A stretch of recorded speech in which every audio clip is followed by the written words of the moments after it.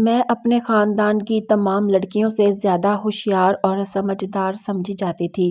دیکھنے میں تو بہت دبلی پتلی تھی مگر کام کاج میں نہایت پرتیلی تھی۔ گھرداری کا کھانا پکانا، رسم و رواج نبھانا، ہر کام میں نمبر 1 تھی۔ ہر بات کا جواب دینا اور ہر معاملے کو سنبھالنا مجھے خوب آتا تھا۔ سب لوگ میری حاضر جوابی کی تعریف کرتے تھے۔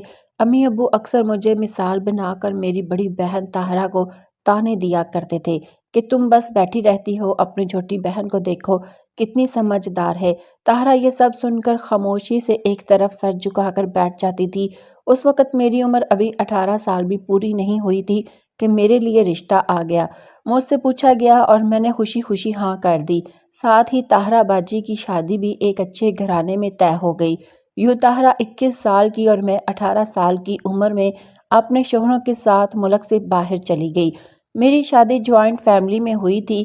طے یہ پایا تھا کہ میں ساس سسر کی خدمت اور گھر کا سارا کام سنبھالوں گی، کیونکہ دیورانیاں اور جیٹھانیاں الگ الگ بہانے بنا کر اوپر والے پورشنز میں رہتی تھی۔ یوں سارا بوجھ صاف طور پر میرے حصے میں آ گیا۔ شروع میں سب کچھ ٹھیک لگتا تھا مگر آہستہ آہستہ حقیقت سامنے آ گئی۔ نندیں اپنے بچوں سمیت روز گھر آ جاتی، شام کا کھانا کھاتی اور پھر راشن بھی ساتھ لے جاتی۔ میں نے ابتدا میں بہت برداشت کیا، لیکن جب روز 15 لوگوں کے لیے اکیلے کھانا پکانا پڑا تو میں نے کہنا شروع کیا کہ یہ مناسب نہیں ہے۔ اس پر الٹا مجھ پر ہی چڑھ دوڑے کہ تم کمزور ہو، طبیعت کی اچھی نہیں ہو، اسی لیے کسی کو کھلا نہیں سکتی۔ میں دل ہی دل میں اللہ سے فریاد کرتی کہ میں اپنے ماں باپ کا گھر چھوڑ کر یہاں ذلیل ہو رہی ہوں۔ میرے والد دل کے مریض تھے، اس لیے میں انہیں کچھ بتا بھی نہیں سکتی تھی۔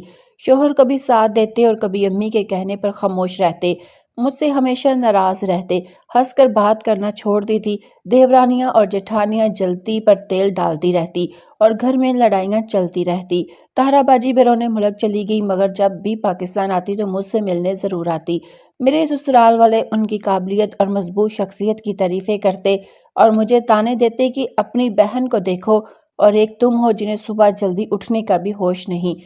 اب مجھے سمجھ آ رہی تھی کہ شادی سے پہلے طاہرہ باجی پر کیا گزرتی ہوگی۔ اسی دوران میرے شوہر کے کاروبار میں نقصان ہو گیا۔ وہ چڑچڑے ہو گئے اور مجھے بلانا تک چھوڑ دیا۔ میں مسلسل بیمار رہنے لگی، چکر آتے اور اکثر بے ہوش ہو جاتی۔ بیماری نے مجھے بالکل کمزور کر دیا۔ ایک دن حسب معمول میں کچن میں کھانا بنا رہی تھی اور بچوں کو اسکول کے لیے تیار کر رہی تھی کہ میری امی اچانک آ گئی۔ انہوں نے مجھے گلے لگایا تو حیران ہو کر پوچھا کہ تمہیں اتنا تیز بخار ہے اور پھر بھی کچن میں کام کر رہی ہو؟ میں کچھ بول نہ سکی، آنکھوں سے آنسو بہنے لگے۔ امی نے میرا بازو پکڑا اور میرے شوہر سے سخت لڑائی کی۔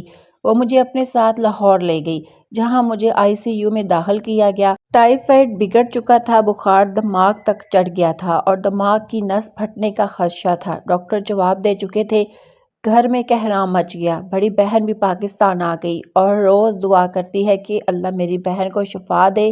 روزانہ سب یہی دعا مانگ رہے تھے کہ اللہ میری بہن کو شفا عطا فرمائے۔ دوسری طرف میرے شوہر سخت غصے میں تھے کہ میری مرضی کے بغیر میری بیوی کو کیسے لے جایا گیا۔ دن گزرتے گئے، حالات کچھ بہتر ہونے لگے اور میں ایک بار پھر ہوش میں آ گئی۔ اب میری امی نے میرے شوہر کو فون کر کے سارا حال بتایا تو انہوں نے الٹا میری امی کو ہی ڈانٹ دیا۔ کہنے لگے، ایک تو آپ کی بیٹی کام چور ہے، دوسرا آئے دن بیماری کا بہانہ بناتی رہتی ہے۔ امی نے بہت سمجھایا مگر وہ معمولی بات پر بھی غصہ کرتے اور چیختے چلاتے رہتے۔ آخر کار دونوں خاندانوں کے لوگ اکٹھے بیٹھے۔ میرے سسرال کے بڑے لوگوں کو بلایا گیا اور الگ گھر کا مطالبہ کیا گیا، جو منظور ہو گیا، مگر اس وقت مجھے اس بات کا بہت دکھ تھا کہ میرے شوہر نے میرا حال تک نہ پوچھا بلکہ الٹا اپنے کاروبار کا رونا روتے رہے۔ امی غصے میں کہنے لگی، اگر میری بیٹی مر جاتی تو تم لوگوں کو کیا فرق پڑتا؟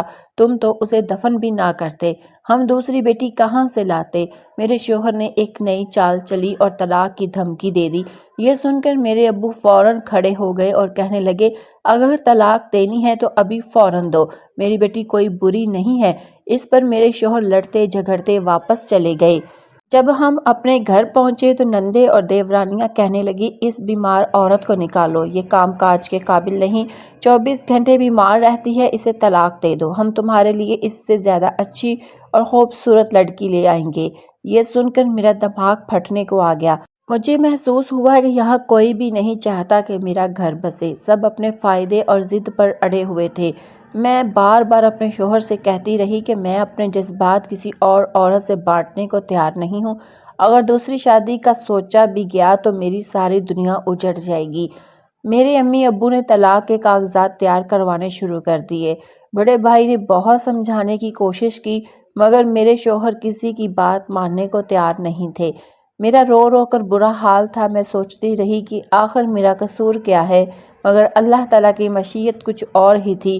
3 دن بعد میرے شوہر خود واپس آ گئے، رو رو کر میرے پاؤں پکڑ لیے اور معافی مانگنے لگے، کہنے لگے آئندہ ایسی غلطی کبھی نہیں ہوگی۔ اب مجھے سمجھ آ گیا ہے کہ میرے اپنے ہی میرا گھر برباد کر رہے تھے۔ میں نے فوراً ماننے سے انکار کر دیا اور کہا گھر کے درمیان دیوار کھڑی کرو، یہ جوائنٹ سسٹم کا سارا فساد ختم کرو۔ میرے شوہر نے وعدہ کیا کہ اب دوبارہ یہ سب نہیں ہوگا۔ میں آسانی سے واپس اپنے گھر آ گئی مگر شرط یہ رکھی کہ اب میں صرف اپنے شوہر کے لیے کھانا پکاؤں گی، ساس کے لیے روٹیاں الگ بنیں گی اور دونوں بھابیاں باری باری کھانا پکائیں گی۔ جو نہیں آئیں گی وہ باقی کاموں میں ہاتھ بٹائیں گی اور برتن بھی سب مل کر دھوئیں گے۔ سب سے یہ اصول بن گئے، نندیں بھی کم آنے لگی اور اب پورا گھر خوشی خوشی چل رہا ہے۔ سچ کہا گیا ہے، انصاف زندگی سنوار دیتا ہے اور ناانصافی زندگی تباہ کر دیتی ہے۔ اگر آپ کو ہماری ویڈیو اچھی لگی ہو تو لائک کریں، شیئر کریں اور مزید اچھی ویڈیوز دیکھنے کے لیے ہمارا چینل سبسکرائب کریں۔